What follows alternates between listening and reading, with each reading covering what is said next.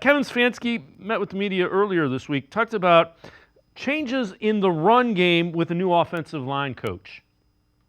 I go back to February, March is when you have so many of those conversations and how you want to teach things. There are certain things that we've done here that will do exactly the same, and there's other things that maybe you tinker with and you add a little bit of nuance, and then there's things that we're going to implement and install that we haven't done. And I think that's the nature of year-to-year football, that you better be updating. But certainly when you bring in, like you mentioned, Andy and Roy with different backgrounds, specifically in the run game, there's obviously things that we'll do that are different, but I can't put a percentage on it. So Lance, again, I know that they haven't done a lot of team drills. Have you gotten a sense what the offense is? The offense going to be different? Will it look different? Well, I've said for a couple of weeks now, I don't think the run schemes are going to be tremendously different. And I'm actually doing a piece on what an RPO is. And basically what an RPO is it's a run game, and then you're building options into that run game. So I think you're going to see that. So they're going to run power, they're going to run pin and pull, inside, outside zone. They're going to do all the things they do. More than the run game, the offensive line gives them the flexibility. So they have the flexibility with those guys inside and the athletic tackles to kind of do what they want to do offensively. They're athletic enough to pin and pull and get on the edges.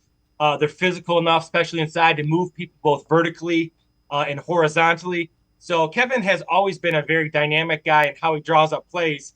Dickerson is the same way. The only really difference in Dickerson, he runs a tackle trap play, but it's still a down block and bring a backside guy, similar to what Browns do with the guards. So I don't think the run scheme will be a ton different, like Kevin was saying. What you're going to get is you're going to get different ways to maybe double team, or maybe out in space where you want to put your hands, or how you're going to cut people backside off on inside run or outside run. So there'll be some technique differences, but the run game itself, with the Browns being so talented up front, they can do and attack what the defense does well, which is really why they've run the ball so well with both schemes, is because those guys can handle it, and that gives all that offensive staff great flexibility and just to attack a defense with whatever they struggle at.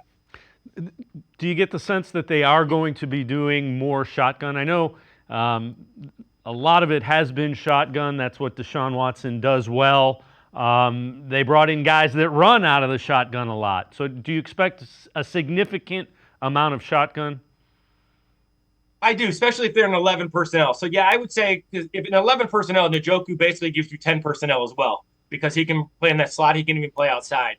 The run game itself, it's just different landmarks. So power is power, pin and pull is pin and pull. All those run plays can be run from both underneath center and in the shotgun. The difference is the footwork, especially for the running back. Now, for a quarterback, you're already at 5 yards. That means you take a good 3-step drop. You're at 8 to 9 to 10 yards. Then you get a full view of that field. So I think obviously if they're going to do some more extended routes, get more five out, things like that, I think they will be in more shotgun. He seems to be very comfortable in shotgun, and it really doesn't change anything in the run game besides landmarks for the running back. The other thing that, as you said that, with Njoku in 11 personnel, if you're 11 personnel and Cedric Tillman is there, I would say you're almost in 12 personnel, because he's shown that he can block like a tight end. Well, and the really interesting part that I'm really looking forward to starting Sunday is that, if they go 11 personnel and they get those guys on the field, like you're saying, those big-bodied guys. Remember, Dickerson was with Sean McVay. Sean McVay really relies on Cooper Kupp and those receivers to block down in the box. So the Browns have guys that can do that. They have these big-bodied guys that can do it. Michael Woods, as you said, Tillman, even Amari Cooper's 215, Njoku's athletic enough, Giovanni Ricci. So they have some guys that they can act like fullback responsibilities, because literally Dickerson, when he was working with McVay, those receivers will block second-level linebackers at times. So they can be very creative with what they do, because those guys give you such flexibility in the run game. So, yeah, I think with Dickerson coming over, one of the things you're going to see is that McVay, with the motion and those receivers being condensed down inside, blocking second-level linebackers. You mentioned Dickerson. That's one of the young guys. They brought a lot of, for lack of a better term, a lot of younger coaches into, especially on the offensive side of the ball.